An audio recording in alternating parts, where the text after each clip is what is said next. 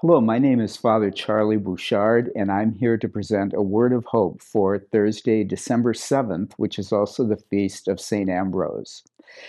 St. Ambrose, as you know, was Bishop of Milan in the 4th century, and he was also responsible for bringing St. Augustine into the church.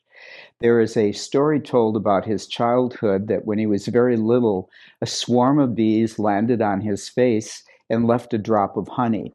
And his father felt that that was a sign from God that St. Ambrose was going to be a powerful speaker, speaking words as persuasive and as wonderful as honey. And apparently that was true because at one point during a homily that he was giving, people jumped up and acclaimed him as bishop, which it's hard to imagine happening today. But he was so powerful in his words. You know, sometimes we say that actions speak louder than words, and we mean that there are a lot of words out there, but they don't really mean anything until they are backed up with some kind of action.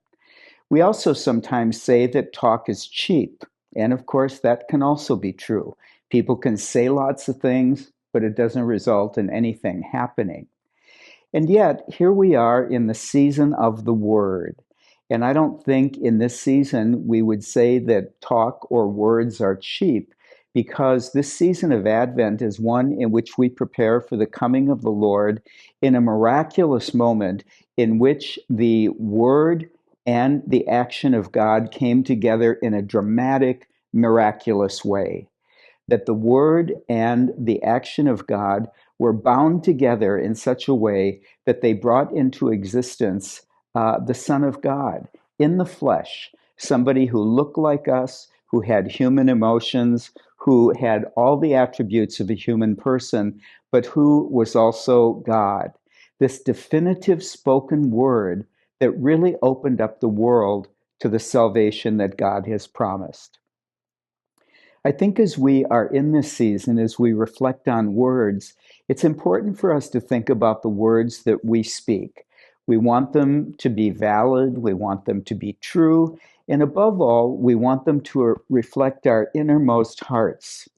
And perhaps today, as we celebrate St. Ambrose and as we are in the beginning of this season of Advent, we could ask ourselves, can my words be more true and more authentic? Is there a way that I can speak more clearly, that I can make sure that my words bear not only action, but also charity and love for those around us? So let us ask that our words today and during the season of Advent might bear the imprint of the incarnate Word, Jesus, spoken by God and made our salvation in the world.